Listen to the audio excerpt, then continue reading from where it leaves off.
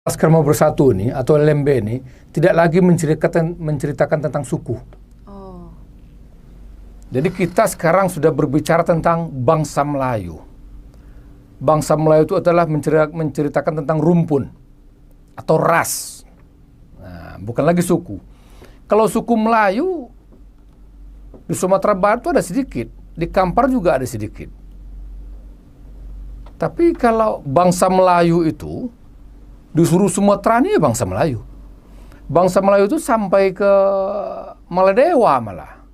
Dan bangsa Melayu, Malaysia, Singapura, Brunei, Filipina, Thailand, itu semua bangsa Melayu. Okay. Ras Melayu. Bangsa Melayu itu ciri-cirinya berkulit sawo matang. Ya. Berbahasanya bahasa Melayu. Bahasa Melayu itu ya seperti bahasa Indonesia ini ke bahasa Melayu. Yeah. Rumpun Melayu. Bisa saling mengerti seperti bahasa Sumbar dengan bahasa Melayu Riau pesisir kan hampir sama. Hampir sama ya Pak Ngah. Makan ya makan. Cuman ada sedikit perbedaan-perbedaan itu karena ya setiap bahasa itu pasti beragam, dipengaruhi oleh yeah. Kultur alam. Geografis alamnya pasti akan mempengaruhi bahasa.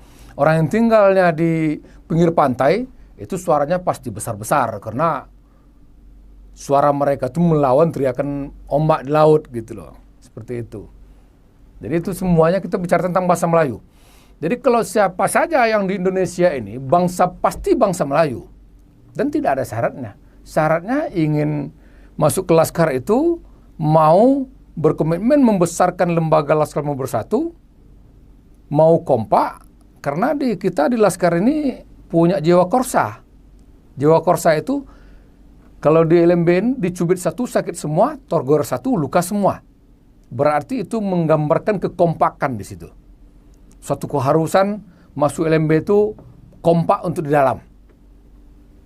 Nah, dan kita punya misi juga untuk kekompakan itu tegakkan marwah menjadi tuan di negeri sendiri. Nah, seperti itu. Syaratnya nggak ada syarat. Yang penting mau, mana KTP-nya, ada kemauan, mau membesarkan bangsa Melayu, mari bergabung. Seperti itu. Itu sekalian promosi tuh untuk teman-teman di rumah. Ya. Kalau misalnya ada, cuma nggak perlu banyak syarat ataupun apapun itu ya Pak Ngah ya. Dianya pun ada kemauan dan kebetulan di LMB sendiri itu ada jiwa korsa yang seperti Pak Ngah jelaskan tadi. Pastinya ada kemauan, kompak dan juga lebih membangun untuk inovasi terbaru lagi pastinya untuk LLMB khususnya Kota Pekanbaru yang seperti Pak Ngah jelaskan. Nah, kira-kira nih Pak Ngah, apa saja yang udah dilakukan oleh LLMB ini khususnya di bawah kepemimpinan Pak Ngah sendiri? Yang jelas semenjak saya mendapatkan mandat dari Panglima Pucuk, pasti sudah banyak kita perbuat. Di antaranya kalau awal-awalnya kita dulu membentuk pengurus-pengurusnya di setiap kecamatan dan kelurahan. Kita sudah membentuk sudah 13 kecamatan yang kita bentuk.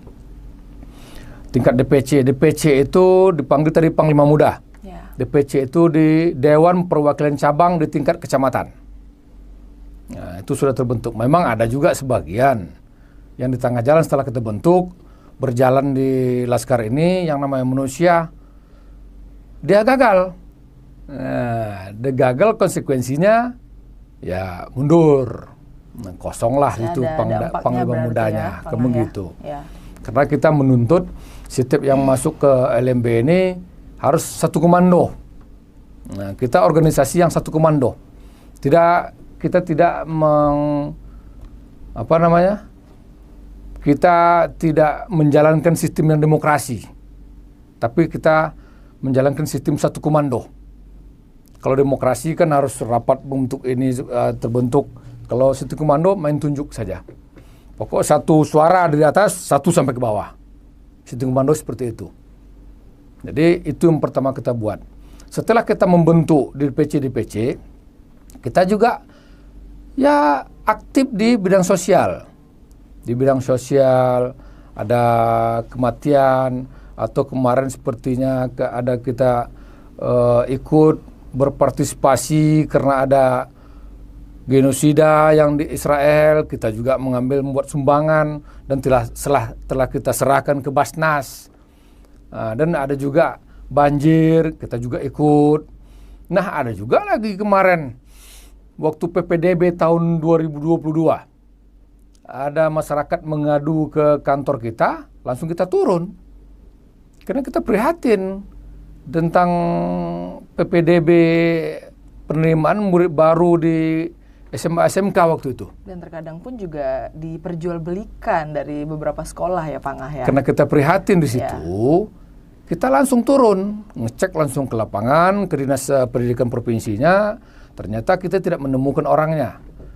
Tidak menemukan kabid yang berkompeten menangani PPDB tersebut.